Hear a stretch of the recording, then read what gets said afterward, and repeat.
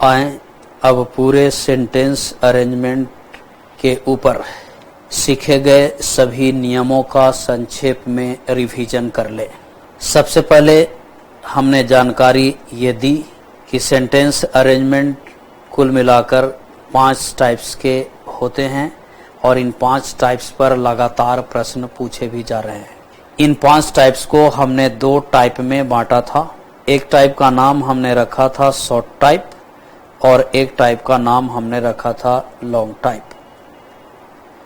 Short type का आशय है फर्स्ट सेंटेंस के फर्स्ट वर्ड का फर्स्ट लेटर ही केवल कैपिटल में मिलेगा और बाकी जितने सेंटेंस है उनके फर्स्ट वर्ड का सभी लेटर स्मॉल में नजर आएगा। ऐसे सेंटेंस अरेंजमेंट को शॉर्ट टाइप सेंटेंस अरेंजमेंट बोलेंगे।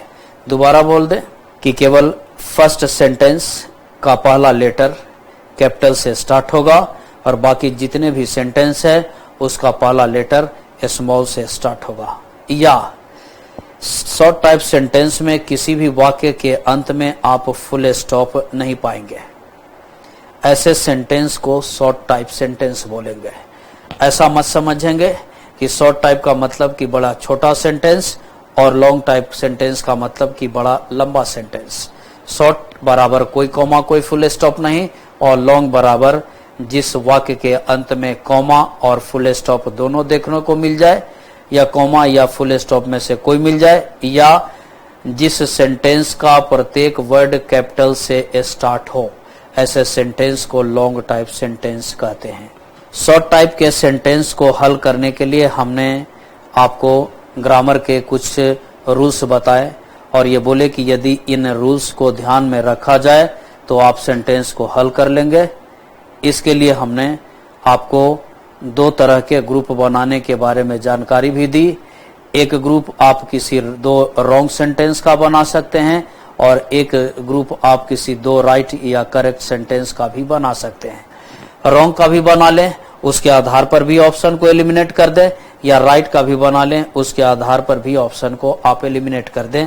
तो शॉर्ट सेंटेंस के बारे में संक्षेप में ये जानकारी है कि शॉर्ट सेंटेंस लगभग ग्रामर के नियमों पर ही हल होते हैं, सिवाय 1-2 सवाल के जो लैंग्वेज बेस्ड होते हैं। लॉन्ग टाइप सेंटेंस के बारे में हमने पूरी विस्तार से चर्चा की कि लॉन्ग टाइप के सेंटेंस के बारे में आज इस पीपीटी के माध्यम से दोबारा मैं रिकॉल कर रहा हूं कि कोई भी दुनिया का सेंटेंस अरेंजमेंट का प्रश्न एक दूसरे से लगभग 8 आधार पर जुड़े हुए होते हैं और 8 आधार या इनसे ज्यादा आधार पर जुड़े अगर होते हैं तो यही रूल्स हैं जो सेंटेंस अरेंजमेंट को बनाने में कारगर होते हैं।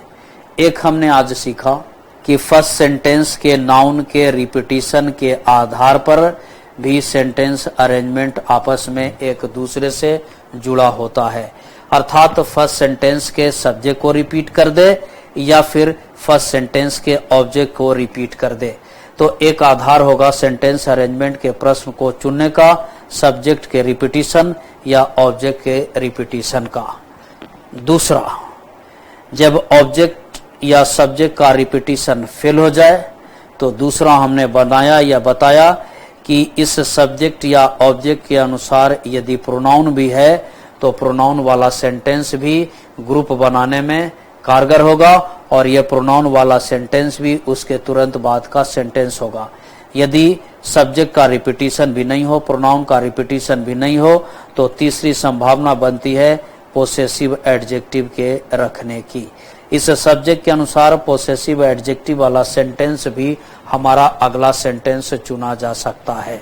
चौथा जो रिलेशन होता है या एक दूसरे से जिसके आधार पर जुड़ा हुआ होता है, जिसमें हमने पढ़ा सिनोनिम के बारे में कि जब फर्स्ट सेंटेंस का सिनोनिम किसी अन्य वाक्य में हो तो वह वाक्य फर्स्ट के बाद का वाक्य हो जाएगा, या दूसरे सेंटेंस का सिनोनिम किसी अन्य वाक्य में हो तो वह वाक्य दूसरा के तुरंत बाद का होगा, या तीसरे सेंटेंस का सिनोनिम किसी अन्य वाक्य में हो तो यह वाक्य उसके ठीक बाद का वाक्य होगा। अर्थात सिनोनिम के आधार पर भी दो वाक्य एक दूसरे से जुड़े होते हैं। नंबर 5वां, कई बार आप देखेंगे कि कॉज और इफेक्ट रिलेशन भी सवाल में दिए गए होते हैं। कॉज बराबर कारण और इफेक्ट बराबर असर या परिणाम। कई सेंटेंस अरेंजमेंट इस प्रकार भी होते हैं कि कॉज किसी एक सेंटेंस में और उसका रिपरकशन, उसका इफेक्ट, उसका प्रभाव किसी दूसरे सेंटेंस में रखा गया है। ऐसी स्थिति में आपको यह ध्यान रखना चाहिए कि कॉज और इफेक्ट दोनों एक दूसरे के साथ होना चाहिए, जिसमें कॉज का क्रम पहला होगा और इफेक्ट का क्रम इसके तुरंत बाद का अर्थात दूसरा होगा। 5वां के बाद जब छठा पर आ जाए तो छठा ऐसा भी हो सकता है कि कॉज और रिजल्ट रिलेशनशिप भी हो। कॉज और रिजल्ट रिलेशनशिप पर भी कई सवाल आधारित होते हैं कि कारण हमने एक सेंटेंस में दिया और उसका परिणाम हमने किसी दूसरे सेंटेंस में डाल दिया। यदि ऐसा भी रिलेशनशिप आपको देखने को मिलता हो तो ऐसी स्थिति में कॉज को आप हमेशा पहले रखें और रिजल्ट और परिणाम को इसके तुरंत बाद में रखें।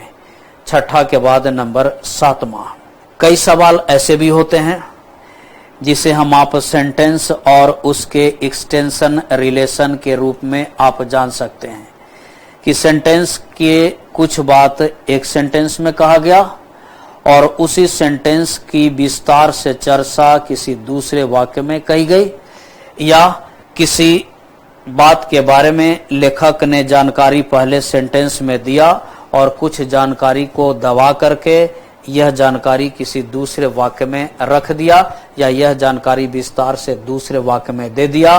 तो सेंटेंस और उसके एक्सटेंशन रिलेशनशिप में यह ध्यान रखें कि फर्स्ट सेंटेंस यानी सेंटेंस में जिसमें कुछ बातें कम रखी गई हो और फिर विस्तार से जिसमें बातें रखी गई हो उसे आगे कर लें और कम वाला को पहले कर लें। तो सेंटेंस और एक्सटेंशन भी रिलेशन होते हैं।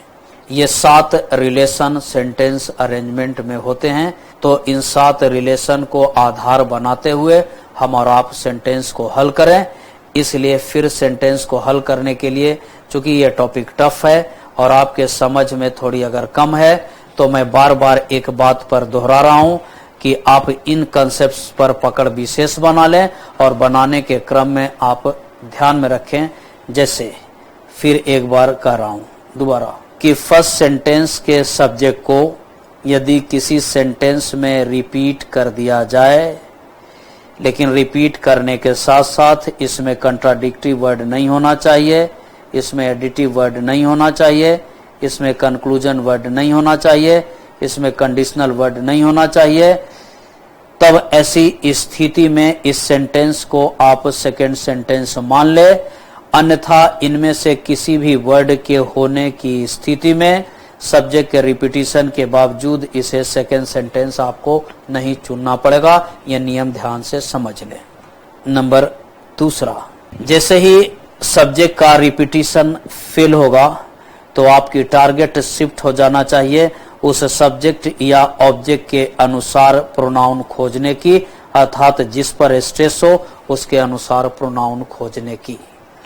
जब आप प्रोनाउन को खोज लेंगे तो इस सेंटेंस को आप पढ़ ले और पढ़ने के बाद इस सेंटेंस से कनेक्शन और लिंक आप बाकी सेंटेंस का देख लें। ऐसा यदि आप करेंगे तो किसी भी बड़े बड़े सेंटेंस अरेंजमेंट को आप चुटकी में हल कर लेंगे कि आपने पहला सेंटेंस तो आपके पास दिया हुआ है, आपने दूसरा सेंटेंस खोज लिया, या पहला सेंटेंस आपके पास नहीं है तो आप पहला सेंटेंस एलिमिनेशन करके आप चुन लें। एलिमिनेशन के बाद जब फर्स्ट सेंटेंस को चुन लिया तो उस सेंटेंस के को पढ़ लेना है और पढ़ने के बाद अब उस सेंटेंस के अंतिम वर्ड से या उस सेंटेंस के अन्य वर्ड से बाकी के दिए गए सेंटेंस से रिलेशन आप खोज लें और जिससे रिलेशन मिल जाए उन दोनों का एक ग्रुप बना लें। प्रोनाउन के फेल्यूर होने की स्थिति में आपने सीखा कि हमारी टारगेट नाउन या प्रोनाउन के अनुसार पोसेसिव एडजेक्टिव होनी चाहिए, तो पोसेसिव एडजेक्टिव वाला भी सेंटेंस हमारा नेक्स्ट सेंटेंस पहुंच जाएगा।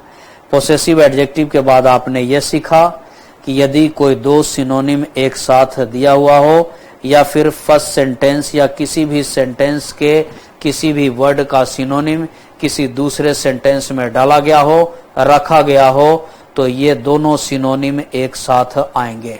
यह ध्यान में रखेंगे कि सिनोनिम डायरेक्ट भी होगा, एग्जैक्ट भी होगा और इसी सिनोनिम से मिलता जुलता अर्थ देने वाला भी वर्ड होगा, इसलिए निष्कर्ष निकालने में थोड़ी सावधानी बरतें। सिनोनिम चुन लेने के बाद कई बार आप देखेंगे कि एक बात की चर्चा हमने नहीं किया, क्वेश्चन मार्क लगाकर सेंटेंस अरेंजमेंट को भी बनाना। तो बहुत सारे सवाल प्रश्नवाचक चिन्ह लगा करके भी बना सकते हैं, कब, क्यों, क्या, कैसे, कहाँ। यह प्रश्नवाचक चिन्ह आप कब लगाएंगे या कहाँ पर लगाना चाहिए, इसके बारे में आपको जानकारी दे दे कि इसके लिए कौन कौन सी शर्त है जिन्हें आपको ध्यान में रखना चाहिए। तो शर्त नंबर पहला है कि जब कोई भी सेंटेंस अरेंजमेंट के प्रश्न में क्वेश्चन मार्क लगा करके दूसरे वाक्य का ग्रुप या दूसरा वाक्य तय कैसे करें। क्वेश्चन मार्क लगाने का पहला शर्त है कि आपके हाथ में कम से कम एक सेंटेंस आ जाना चाहिए, अर्थात यदि पहला दिया गया हो तो अच्छा है और यदि पहला सेंटेंस न दिया गया हो तो आप एक सेंटेंस को खोज लें। हाथ में आया हुआ सेंटेंस पढ़कर देख लें और पढ़कर देखने के बाद ऐसा स्पष्ट हो जाए कि इसमें दी गई जानकारी अधूरी है या मैथ के क्वेश्चन की तरह यह डाटा इनएडेक्वेट है या लेखक ने कुछ जानकारी सप्रेस कर लिया, दबा लिया, तो लेखक के इन्हीं जानकारी को निकालने के लिए हम और आप प्रश्नवाचक चिन्ह लगाते हैं, कब, क्यों, क्या और कैसे। जैसे एक सेंटेंस में बोल रहा हूं कि exercise will make you healthier, लेकिन हमने इस सेंटेंस में यह नहीं बताया कि एक्सरसाइज आपको कैसे हेल्दी रखेगा। तब हमारा क्वेश्चन होगा कि भाई एक्सरसाइज हमें कैसे हेल्दी रखता है।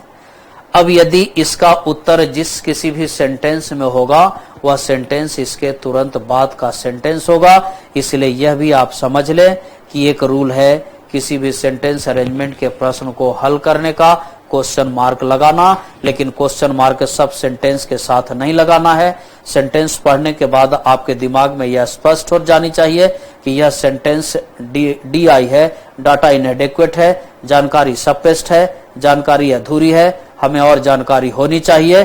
तो इस जानकारी को लगाने के लिए ही आपको क्यों, कब, कहां, कैसे लगाना है, इसे ही क्वेश्चन मार्क लगाकर बनाना कहते हैं। इसके बाद हम आप छठा नंबर में सीखे कि डिफिनिट आर्टिकल की भी बड़ी भूमिका है सेंटेंस अरेंजमेंट बनाने में, लेकिन आप सावधान रहेंगे, हो सकता है कि डिफिनिट आर्टिकल लगा करके 2-3 सेंटेंस दे दिया जाए।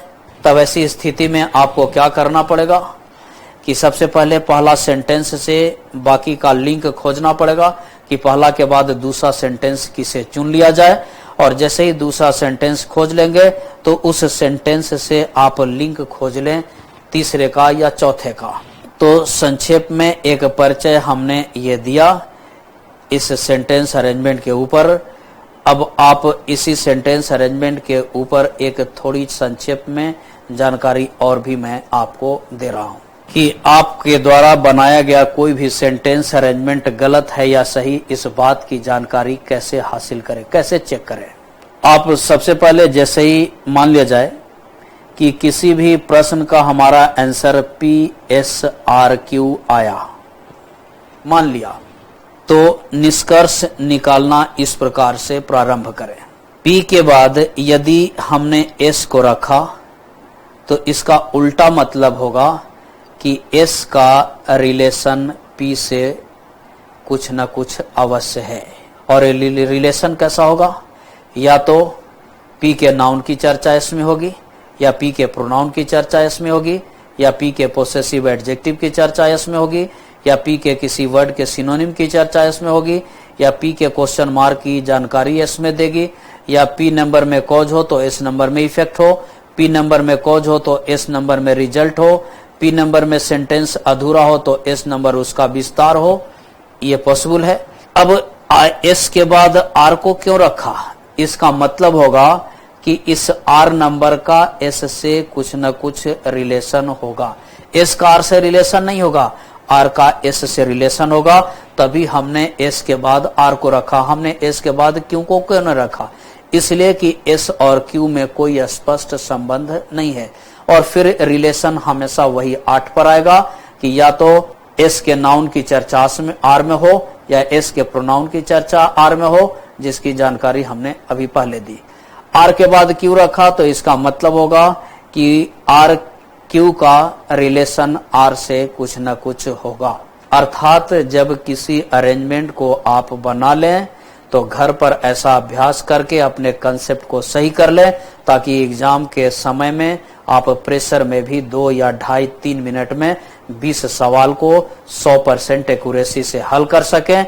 और ये हमेशा घर पर ध्यान में रख लें, प्रैक्टिस के दौरान ध्यान में रख लें कि आपके किसी भी सेंटेंस का पड़ोसी किसी को बनाते हैं तो क्यों बनाते हैं, और किसी को किसी का पड़ोसी नहीं बनाया तो क्यों नहीं बनाया। ये रिलेशन हमेशा उल्टा होगा। यदि पी के बाद एस रखा तो हमेशा आपको बोलना पड़ेगा कि एस का रिलेशन पी से है। एस के बाद आर को रखा तो हमेशा बोलना पड़ेगा कि आर का रिलेशन एस से है। आर के बाद क्यू को रखा तो हमेशा बोलना पड़ेगा कि क्यू का रिलेशन आर से है। और ये रिलेशन आपको स्पष्ट रूप से देखते हुए मिलते चलेगी, और मिलने के बाद आप इसी का अभ्यास कर लें। अभ्यास करने के बाद सेंटेंस अरेंजमेंट आपके लिए काफी आसान हो जाएगा। एक बार दोबारा रिमाइंड कर दूं कि आप सेंटेंस अरेंजमेंट पर विशेष जानकारी चाहते हैं तो इस वीडियो के माध्यम से भी आप देखें, और हमारी किताब सेंटेंस अरेंजमेंट अब मुट्ठी में जो किरण प्रकाशन दिल्ली से प्रकाशित है, आप इस किताब को भी आधार बना लें।